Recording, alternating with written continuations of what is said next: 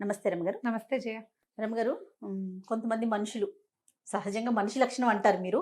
హ్మ్. కొంత సంపాదన గాని, కొంత పేరు గాని, పదవులు గాని వచ్చిన వెంటనే మనుషుల్లో విపరీతమైన మార్పు వచ్చేస్తదండి. అప్పటి వరకు ఒకలాగా ఉంటారు. ఆల్ ఆఫ్ సడెన్ ఒక్క రోజులో మారిపోతారు. అడుగులు నేల మీద ఉండవనమాట. మధ్యలో నడుస్తా ఉంటారు. శాంతం ఆకాశంలోకి వెళ్ళలేకపోయినా గూడా. ఎదుటి వారికి తెలిసిపోతా ఉంటుంది. ఏంటి వీళ్ళలో ఇంత మార్పు వచ్చేసింది? డబ్బు తీసుకొచ్చిన మార్పు, లేతే పదవి తీసుకొచ్చిన మార్పు అనుకుంటూ ఉంటాం కదండీ! అవును.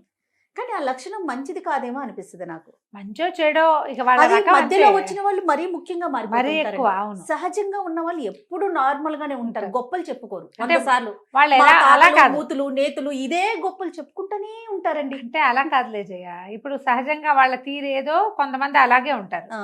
కొంతమంది ఇలా మధ్యలో వచ్చిన వాళ్ళు అలా డౌన్ టు ఎర్త్ ఉండలేకపోతారు. నడమంత్రపు సిరి నరాల మీద పుండంటారు. ఓహ్! ఆగనివ్వదు అనమాట అది. ఆ! వెళ్ళి నేల మీద ఉండనివ్వదు.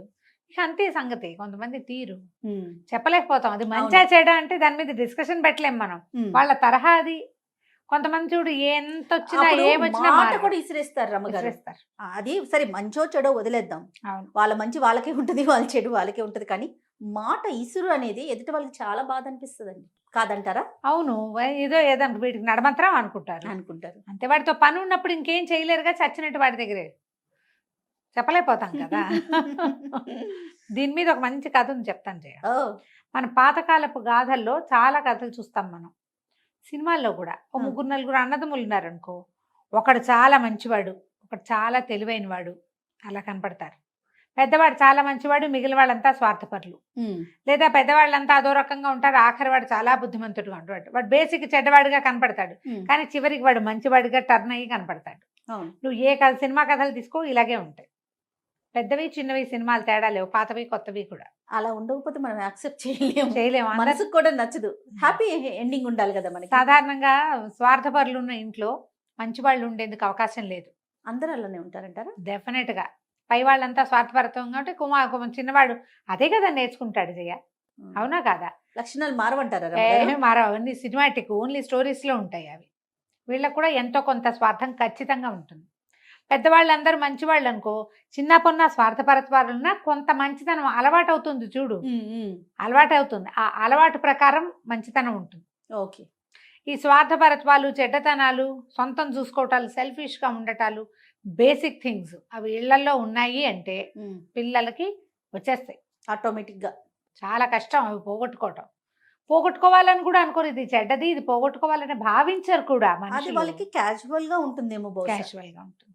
పూర్వం అంట ఒక పల్లెటూరులో ముగ్గురు అన్నదమ్ములు ఉండేవారు. వాడు సూర్యవర్ధనుడు, చంద్రవర్ధనుడు, బాలవర్ధనుడు. సూర్యుడు, చంద్రుడు, బాలుడు అని పిలుచుకునేవాడు. అయితే వీళ్ళకి ఏమి ఆస్తి స్వాస్తి ఏం లేదు. అమ్మా నాన్న చిన్నప్పుడే పోయారు. ఒక పెద్ద మామిడి చెట్టు ఉండేదట. అది శాఖోపశాఖలుగా అన్ని పక్కలకి వెళ్ళిపోయి ఉండేది. అయితే వీళ్ళు ఏం చేశారట కొంచెం పెద్దవాళ్ళు అయ్యాక, అంతకుముందు నాన్నుండగా ఏదో పెంచి పోషించేవాడు. చిన్న పన్న పనులకు వెళ్ళేవాళ్ళు. సీజన్‌లో కొంచెం మార్చి మన ఏప్రిల్, ఫిబ్రవరి నుంచి మామిడి చెట్టు విపరీతంగా కాసేదట. కొమ్మల్ని పంచుకున్నారు. ఈ వైపు కొమ్మలు నీవి, ఈ వైపు కొమ్మలు నావి, ఆ వైపు కొమ్మలు వాడివి అని. ఇద్దరు ఒకవైపు కాయలు కోసి పట్టుకెళ్ళి అమ్మకానికి వెళ్తారు. ఒకటి చెట్టు కాపలా కాయలు. ఎవరు చెట్టు కాయలు కోసేయకుండా. ఎండాకాలం అంతా చెట్టుకి అది సంవత్సరం అంతా పోషణ చేసి, ఎండాకాలం అంతా కాసిన కాయలు, పళ్ళు అమ్ముకునేవాళ్ళు.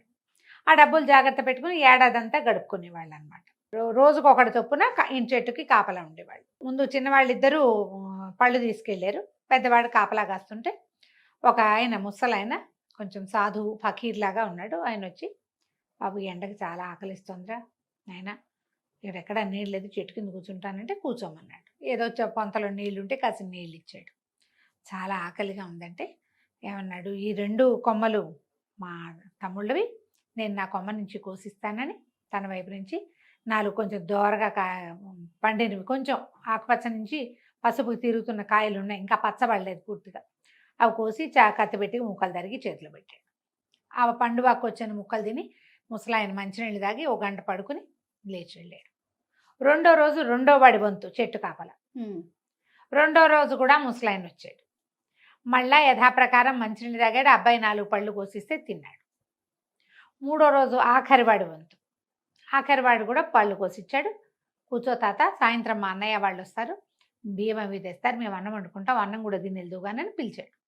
ఆయన అన్నాడు, ఒరే మీ అన్నయ్య వాళ్ళిద్దరిని రాని నేను చెప్తాను అన్నాడు. అన్నయ్య వాళ్ళిద్దరు వచ్చాక వాళ్ళతో పాటు అన్నం తిని ఏమన్నాడు, మీరు వాళ్ళే మంచి వాళ్ళరా, ఉమ్, మీకున్న కాస్తలోనే వచ్చిన వాడికి ఏదైనా పెట్టాలని అనుకుంటున్నారు, మీకు ఏదైనా మేలు చేస్తాను, నాతో పాటు రండి అని ముగ్గురిని వెంబడబెట్టు తీసుకెళ్ళాడు. ఓకే.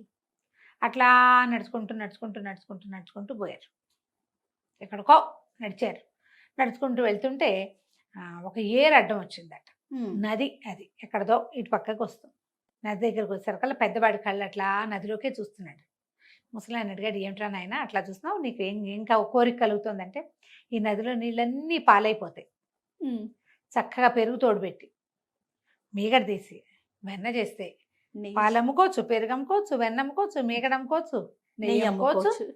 అన్నాడు. అనేసరికల్లా అంతే కదా, తీరిపోతుంది నీ కోరిక, ఇవన్నీ పాలైపోతాయి పోమన్నాడు. ఈ వైపుకి పారే ముక్కంతా పాలేయట. ఇంకా ఓ, ఈ చిన్న వాళ్ళిద్దరిని వెంబడి పెట్టుకుని ముసలాయన ఇంకా ముందుకు తీసుకుపోయాడు. ముందుకు తీసుకెళ్తే ఒక పెద్ద మైదానం వచ్చిందట. మైదానం నిండా పావురాలే. అని ఇప్పుడు మనం కొన్ని చోట్ల చూస్తాం, పావురాలన్నీ వాళ్ళ నేల మీద పొడుచుకొని తింటూ ఉంటాయి. అవునవును. ఆ పావురాలను చూసేసరికి ఆగిపోయాడట రెండో అబ్బాయి.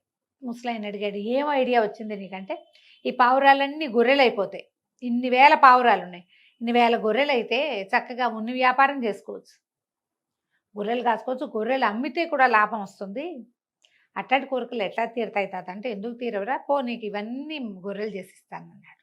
మొత్తం గొర్రెలు అయిపోయింది. ఓ, గొర్రెలు అయిపోతే సరే మూడో వాడిని వెంబడి పెట్టుకుని ముసలాయన నడవటం మొదలుపెట్టాడు. వెళ్తూ వెళ్తూ వెళ్తూ వెళ్తూ ఉన్నారు. వాడు దేన్ని చూసి ఉద్రేక పట్టల్లా ఉత్సాహ పట్టల్లా కుర్రాడు. ఆయన అన్నాడు, ఎరా ఎంత నడిచినా ఏ కోరికలు పుట్టబెంటరా మీ అన్నయ్యలాగా, నీకంటే నా కోరిక తీరే కోరిక కాదు, రాజుగారి పట్టపు రాజుగారి కూతుర్ని పెళ్లి చేసుకోవాలని ఉంది నాకు, ఒక మాట ఎప్పుడో చూశాను, ఇవన్నీ ఏముంది అవే వస్తాయి అనేసరికి ఈయన అన్నాడు, అంతే కదా, రాజు కూతుర్ని పెళ్లి చేసుకోవాలి, నీ సులువుగా నీ పని అయిపోతుందని చెప్పాడు. అక్కడి నుంచి ఈయన అన్నాడు, పద నిన్ను రాజుగారి దగ్గర తీసుకెళ్తానని రాజుగారి దగ్గరికి ఈ కుర్రాన్ని వెంబడి పెట్టు తీసుకెళ్ళాడు. మీ పిల్లని వీడికి ఇచ్చి పెళ్లి చేయండి అని చెప్పడానికి. అయితే అక్కడ ఆల్రెడీ ఇద్దరు పెళ్లి కొడుకులు సిద్ధంగా ఉన్నారు. రాకుమారిని పెళ్లి చేసుకోవడానికి వచ్చింది వాళ్ళు. రాజు అన్నాడు, నువ్వు గొప్ప సన్యాసివి, చాలా గొప్పవాడి, నువ్వు తెచ్చిన కుర్రాన్ని నేను కన్సిడర్ చేయవలసిందే, కాకపోతే ఇంకో ఇద్దరు ఉన్నారు కదా, ముగ్గురు, ఈ ముగ్గురులో ఎవరో మంచి పెళ్లి కొడుకు మీరే నిర్ణయించండి అన్నాడు. ఈయన అన్నాడు, సరే అమ్మాయికి ఒకసారి చూపిద్దాం, ముందు వీళ్ళ ముగ్గురు నేను చూపించారు. చూపించాక 3 గులాబీ మొక్కలు తెప్పించాను, మూడిటి మీద ముగ్గురు పేర్లు రాద్దాం, చెట్టుకో చీటీ కడదాం, దానికి పేరు ఉంటుంది, ఆ చెట్లని రాకుమారితోటి పాతి పెట్టించండి, రేపు ఉదయం ఏ చెట్టు పువ్వు పూస్తుందో వాడికి ఈ అమ్మాయి నుంచి పెళ్లి చేయాలి, అప్పుడు అమ్మాయి జీవితం బాగుంటుంది. రాజుగారికి ఏంటంటే తనకంటే పెద్దవాడికి పెళ్లి చేసే ఉద్దేశం లేదు, కూతుర్ని ఇవ్వడం ఇష్టం లేదు, ఎవరో ఒకడు కొంచెం యోగ్యుడైన వాడికి ఇచ్చి రాజ్యానికి రాజు అవుతాడు వాడు. ఓకే. సరే ఏమైంది, 3 గులాబీ చెట్లు తెప్పించారు, రాజకుమారితోటి ముగ్గురు పేర్లు రాయించి కట్టించారు, తర్వాత గొప్పలు తవ్వి రాజకుమారితోటి మొక్కలు నాటిపించారు. తెల్లవారేసరికల్లా ఈ సన్యాసి గారి మహత్యంతో ఈ బాలవర్ధనుడు ఉన్నాడు కదా, అతను పేరు రాసున్న చెట్టుకి గులాబీ పువ్వు పూస్తుంది. రాజుగారు ఒప్పుకుని బాలవర్ధనుడికి ఇచ్చి పెళ్లి చేశారు. అయితే ఆ రాజ్యంలో రూల్ ఏంటంటే, ఇట్లా కొత్తగా పెళ్ళయి రేపొద్దున రాజ్యానికి రావాల్సిన వాళ్ళు 5 సంవత్సరాలు అడవిలో బతకాలి. ఓహో. ఒక ఇల్లు కట్టించి ఇస్తారు, కందమూలాలు తవ్వుకుంటూ అడవిలో జంతువులను వేటాడుకుంటూ ఏదైనా చేసుకుంటే వ్యవసాయాన్ని ఓపిక కొద్దీ చేసుకోవచ్చు. రాజకుమారుడు రాజకుమార్తె వాళ్ళిద్దరే ఉండాలి, అదే భార్యాభర్త. వీళ్ళని అడవికి పంపేశారు పెళ్ళైన 16వ రోజున. సరే కొంతకాలం గడిచిన తర్వాత ఈ ముసలాయన ఏం చేశాడు, ఈ ఫకీర్ గారు మా పెద్దవాడి దగ్గరికి వెళ్ళాడు. అక్కడ మంచి బ్రహ్మాండంగా ఉంది బిజినెస్, మామూలుగా లేదు వ్యవహారం. పాలు కాచేవాళ్ళు కాస్తున్నారు, తోళ్ళు పెట్టేవాళ్ళు పెడుతున్నారు, మజ్జిగలు జిలికేవాళ్ళు, వెన్నలు తీసేవాళ్ళు, నెయ్యి కాగబెట్టేవాళ్ళు, ఆ నేతిని డబ్బాల్లో పోసి అమ్మేవాళ్ళు, బోల్డని బళ్ళు, వ్యవహారం ఎంత డబ్బు వచ్చిందో అంత డబ్బే అక్కడ. ఈ వస్తువులన్నిటితో పాటు పాలు బై ప్రోడక్ట్స్తో పాటు డబ్బు. సరే నేం చేశాడు, అందరినీ పలకరించుకుంటూ పోయి ఆ పెద్దవాడైనటువంటి సూర్యవర్ధనుడిని, ఏరా నాయనా బాగున్నావా ఏమిటి అనేసరికల్లా, ఓ బ్రహ్మాండంగా ఉన్నాను, చాలా బిజీగా ఉన్నాను, ఇప్పుడు నీతో మాట్లాడలేను అన్నాడు.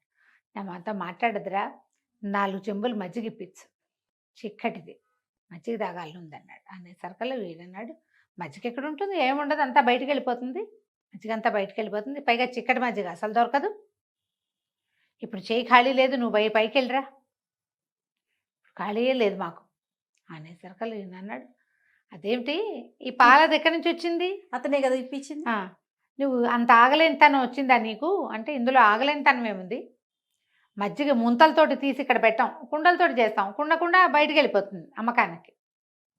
మజ్జిగ చేస్తారు, వెన్న తీసేస్తారు, మజ్జిగ అమ్మకానికి వెళ్ళిపోతుంది.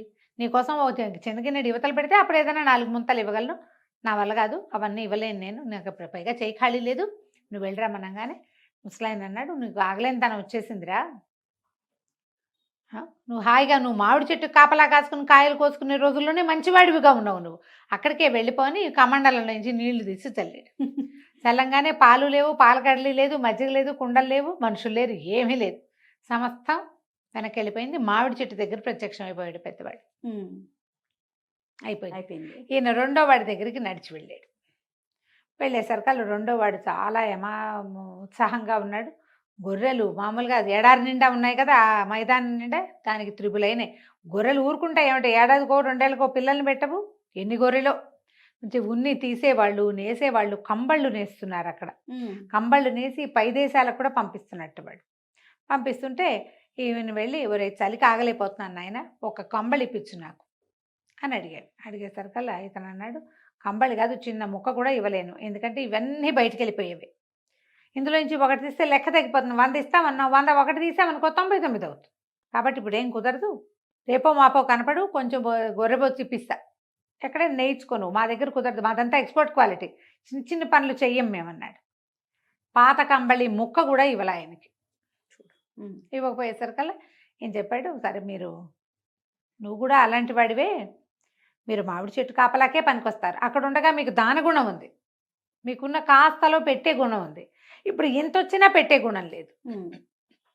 నీకు మనుషులతో పాటు పెరగవలసింది ఏమిటి? పెట్టు గుణం, అంతేగా, అది పెరగాలి. నీకు పెరగలేదు, నువ్వు వెనక్కి వెళ్ళిపోమని మొత్తం నీళ్ళు చల్లాడు. ఆ మొత్తం గొర్రెలన్నీ మంత్రజలం తగలంగానే పౌరాలు అయిపోయినాయి. ఎక్స్పోర్టు లేదు, ఇంపోర్టు లేదు. ఇంకా రెండో వాడు పోయాడు. ఈయన మూడో వాడి దగ్గరికి వెళ్ళాడు. వీళ్ళు ఒక చిన్న సరస్సు తీరంలో ఒక గుడిసె లాంటిది కాస్త పెద్దదే వేసుకుని భార్యాభర్త ఉంటున్నారు. వీళ్ళని చూడంగానే వాళ్ళు ఏం చేస్తున్నారు, కందమూలాలు దుంపలు తవ్వుకుని ఉడకబెట్టుకుంటారు. కొద్దిగా ఊసబియ్యం అవి దొరుకుతాయి అడవిలో, ఏదో కొంచెం వండుకుంటారు. రకరకాలు చేసుకోలేరు, పనివాళ్ళు గినివాళ్ళు లేరు. ఈ ఫకీరు ఈయన వృద్ధుడు వచ్చేసరికల్లా, వచ్చావా తాత, ఎంతకాలం అయింది నిన్ను చూసేనే. కుర్రాడు బాలవర్ధనుడు ఎదురొచ్చాడు. ఆ అమ్మాయి కాళ్ళకి నీళ్ళు తెచ్చిచ్చింది. ఆకలిస్తుందంటే, సరే మేము వండుకున్నాం, మాతో పాటే తిందుగాను నువ్వని. ఇక మళ్ళీ వండల, వాళ్ళ దాంట్లోనే చెరుకో సగము పెట్టి ఈయనకి కాళ్ళు విసుగుతూ పక్కన కూర్చున్నాడు. ఈయన అన్నాడు, నువ్వు మారలేదురా, రాజుగారి కూతురు నీ భార్య అయినా మారలా. ఇంకొక సంవత్సరం గడిస్తే నువ్వు ఇక్కడి నుంచి వెళ్ళి రాజు అవుతావు. రాజు అయిపోతున్నానన్న ఉత్సాహం వచ్చినా నువ్వు మారలేదు. మార్పు లేని వాడివి నువ్వు ఒకడివే. మీ అన్నలు ఇద్దరికి మార్పు వచ్చేసింది. మార్పు వచ్చిన వాడు ఏదో ఒక రోజు తన ఒరిజినల్ ప్లేస్కి వెళ్ళిపోతాడు వెనక్కి, లేదా జనాల దృష్టిలో దిగజారిపోతాడు. డబ్బులు పోకపోవచ్చు, వాడి కర్మవశాత్తు డబ్బు ఉండొచ్చు, కానీ విలువ ఉండదు. వాళ్ళు డబ్బులు పోగొట్టుకున్నారు, విలువ పోగొట్టుకున్నారు. సాధారణంగా మన దగ్గర ఏమవుతుంది, డబ్బేం పోగొట్టుకోరు, నడమంత్రం వచ్చిన వాళ్ళకి డబ్బులు గిబ్బులు పోవు, కానీ ప్రజల దృష్టిలో విలువని కోల్పోతారు, ప్రేమ ఆదరణ తగ్గిపోతుంది. ఆలోచించుకోవాలి ప్రతి వాళ్ళు కూడా. ఇలా మనం ముందుకెళ్ళేటప్పుడు మన ప్రవర్తన లోపాలు ఏమైనా ఉన్నాయా, మనం ఏమిటో ఓవర్గా ప్రవర్తిస్తున్నామా, కొంచెం ఎక్కిపోయామా మనం అనేది ఆలోచించుకుని దాన్ని కొంచెం కట్ చేసుకుంటే మనుషులతో బాగుంటుంది జీవితం. కేవలం డబ్బుతోనే కాదు రమ్మగారు, కొన్నిసార్లు పేరు వచ్చినా కూడా నేల మీద నిలవలేకపోతారండి, పదవులు వచ్చినా కూడా నిలవలేకపోతారు రమ్మగారు. అస్సలు అంటే అసలు ఇప్పుడు నీకు పేరుతో పాటు పదవితో పాటు ఆటోమేటిక్గా డబ్బు వస్తుంది. పేరు నిలవనివ్వదు. రైట్ రమ్మగారు, నమస్తే. సుమన్ టీవీలో మీ పర్సనల్ అండ్ బిజినెస్ ప్రమోషన్స్ కోసం కింది నెంబర్కి కాంటాక్ట్ చేయండి.